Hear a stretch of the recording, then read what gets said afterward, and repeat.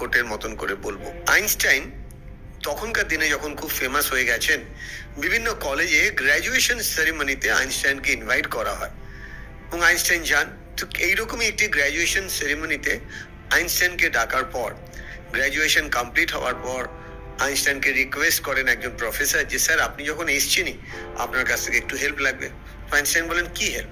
বলে very simple, আপনি আমাদের ফার্স্ট ইয়ারের কিছু ফিজিক্সের স্টুডেন্ট আছে, তাদের জন্য কিছু প্রশ্ন লিখে দেবেন, বিকজ আমাদের নেক্সট উইকে তাদের পরীক্ষা আছে। আইনস্টাইন বলে কোনো ব্যাপার না, আমাকে একটি সাদা কাগজ দিন।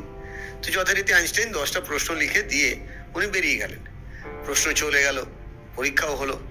সবাই ওই কলেজে ডিসিশন নিলেন নেক্সট ইয়ারেও আমরা আইনস্টাইনকে আমাদের গেস্ট হিসেবে ডাকবো গ্র্যাজুয়েশন সেরিমনিতে।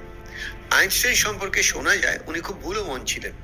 তো যথারীতি দ্বিতীয়বারও যখন আইনস্টাইন আসলেন, তখন ঠিক গ্র্যাজুয়েশন সেরিমনির পর ঠিক সেম প্রফেসর আবার আইনস্টাইনকে গিয়ে একটি রিকোয়েস্ট করেন যে স্যার আপনার মনে আছে আপনি আগের বার এসেছিলেন?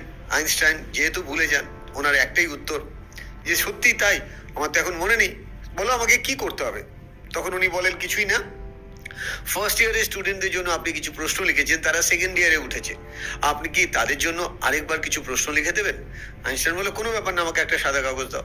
তো যথারীতি আইনস্টাইন কিছু প্রশ্ন লিখে দিলেন, আইনস্টাইনও চলে গেলেন, প্রশ্নও চলে গেল, এক্সামিনেশন কমপ্লিট। এক্সামিনেশন খাতা দেখার সময় কিছু প্রফেসর বেশ চিন্তায় পড়ে গেলেন।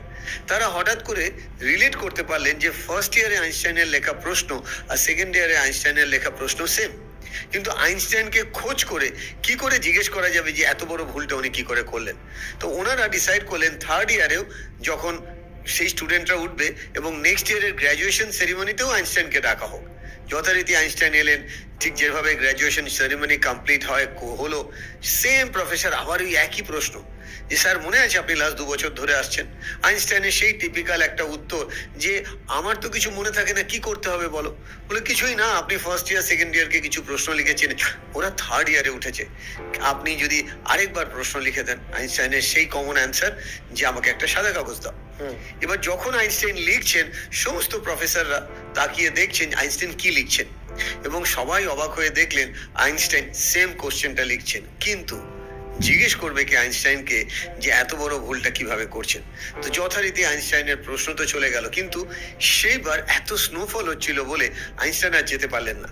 আইনস্টাইনকে 2 দিনের জন্য ওখানে থেকে যেতে হলো। ইন দ্য মিন টাইম পরীক্ষা হয়ে গেল। 3 দিন বাদে যখন আইনস্টাইন যাবেন, রাত্রিবেলা ডিনার পার্টি অ্যারেঞ্জ করা হয়েছে আইনস্টাইনের জন্য। আইনস্টাইন উঠে দাঁড়িয়ে সবাইকে থ্যাংক ইউ দিয়ে যখন উনি বললেন যে ওকে আমি তো এবার চলে যাব, তো তোমাদের যদি কোনো প্রশ্ন থাকে আমাকে করতে পারো। তো যথারীতি সেই প্রফেসর ভয়ে ভয়ে উঠে দাঁড়িয়ে বললেন যে স্যার একটা সহজ প্রশ্ন আছে, যদি কিছু মনে না করেন। আইনস্টাইন হাসতে হাসতে বললেন বলুন না, এমন করে ভাবছেন কেন। যথারীতি প্রশ্নটা উনি করলেন যে first year second year third ইয়ারের সমস্ত স্টুডেন্ট সেম, আর আপনি 3 বছর আসলেন, 3 বছরই তাদের সেম কোশ্চেন করলেন, এটা কেন? এটা কি আপনি ভুল করে করেছেন নাকি আপনি জেনে বুঝে করেছেন?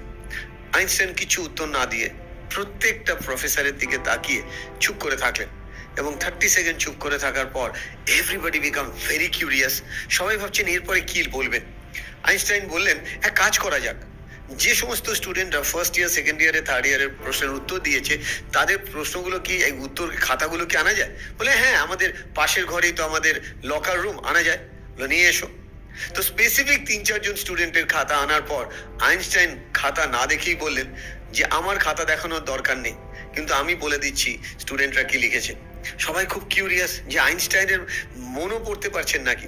তো আইনস্টাইন হাসতে হাসতে বললেন maybe my student are same, maybe my question are same, but due to their maturity all the answer is different. মানে ফার্স্ট ইয়ারের স্টুডেন্টদের ফিজিক্সে যা প্রশ্ন করেছেন, সেকেন্ড ইয়ারে কিন্তু তাদের ম্যাচুরিটি চেঞ্জ হয়েছে, উত্তরও কিন্তু চেঞ্জ হবে, থার্ড ইয়ারে উত্তর চেঞ্জ হবে। এই গল্পটা বলার একটাই কারণ, আজকের এই পডকাস্টে আমরা এমন অনেক আলোচনা করব যেটা সবাই হয়তো আগেও শুনেছে, তাদের মনেই হতে পারে আমি তো এগুলো জানি, কিন্তু খেয়াল রাখতে হবে যখন আমরা যেটা জানি তখন যা মেন্টাল মেকআপ আর আজকে যখন যে মানুষ শুনবে তখনকার মেন্টাল মেকআপ সেম হয় না। ঠিক এই কারণেই রবীন্দ্রনাথের বিখ্যাত বিখ্যাত গান বিখ্যাত হয়েছে, তার মেইন কারণ আমরা একই গান আনন্দে শুনছি তার একরকম মানে, দুঃখে শুনছি একরকম মানে। গানের পরিবর্তন নেই, আমাদের ভাবনার পরিবর্তন হয়। যেভাবে হার্টবিট চেঞ্জ হয় সেভাবে আমাদের ভাবনার পরিবর্তন হয়। মানে আমি বলতে চাইছি সবাই যদি একটু ওপেন মাইন্ড হয়ে আমাদের কি ভুল বললাম, কি প্রোনাউন্সিয়েশনে ভুল বললাম সেগুলো না দেখে যদি সারমর্মর দিকে যায়, তাহলে এই পডকাস্টটা হয়ে উঠতে পারে প্রত্যেকটা বাঙালির একটা নবজাগরণের মতন। আমি আর তুমি ম্যাক্সিমাম কি করতে পারি, মানুষের মনে পৌঁছাতে পারি, বাট সেই মন কতটা সেটাকে ইউটিলাইজ করবে সেটা ডিপেন্ড করছে সেই মানুষদের ওপর। যেরকম এক্সাম্পলে বলা হয়, নলেজ অ্যান্ড মেকআপ দুটোই ভ্যালুলেস যদি না সেটা ইউজ করা হয়।